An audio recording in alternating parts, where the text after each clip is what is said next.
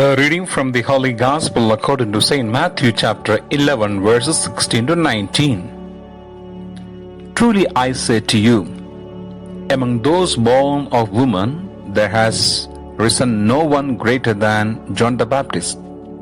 Yet who is least in the kingdom of heaven is greater than he. From the days of John the Baptist until now, the kingdom of heaven has suffered violence, and men of violence take it by force. For all the prophets and the law prophesied until John. And if you are willing to accept it, he is Elijah who is to come. He who has ears to hear, let him hear. The Gospel of the Lord. Good morning, dear brothers and sisters. Today is the 12th day of Advent. The special grace we ask to Jesus is to be great with humility of heart. Who is the greatest in the kingdom of God?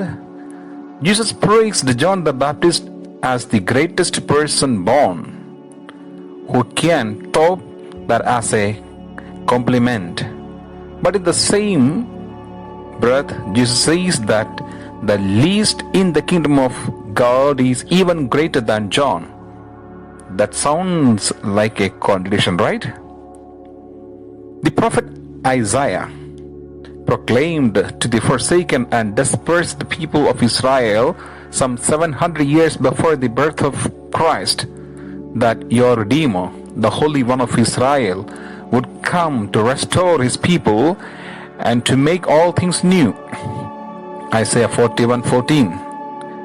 When the Messiah and Redeemer of Israel did appear, John the Baptist announced his arrival. He fulfilled the essential task of all the prophets to be fingers pointing to Christ Jesus, God's anointed Son and Messiah. John proclaimed Jesus' mission in the Jordan when he exclaimed, "Behold the Lamb of God who takes away the sins of the world."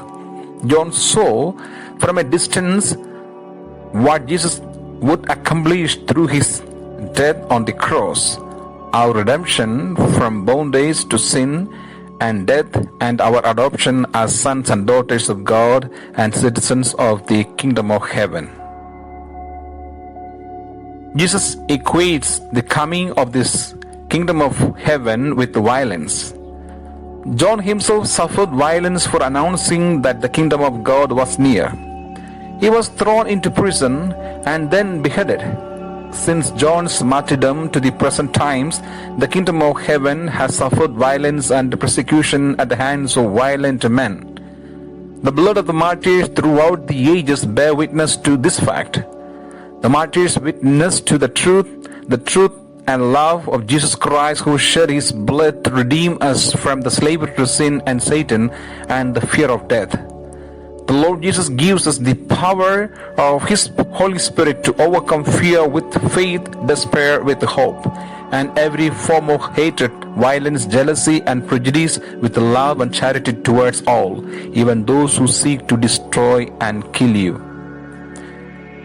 God may call some of us to be martyrs for our faith in Jesus Christ, but for most of us, our call is to be dry martyrs who bear testimony to the joy of the gospel in the midst of daily challenges, contradictions, temptations, and adversities which come our way as we follow the Lord Jesus. What attracts others to the gospel of Jesus Christ?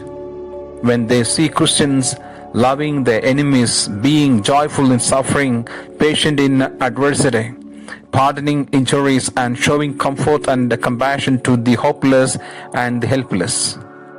Jesus tells us that we do not need to fear our adversaries. He will fill us with the power of the Holy Spirit and give us sufficient peace, grace, strength, and wisdom to face any trial and to answer any challenge to our faith. Are you eager to witness the joy and freedom of the gospel? And I pray, may Almighty God bless you in the name of the Father, and of the Son, and of the Holy Spirit. Amen.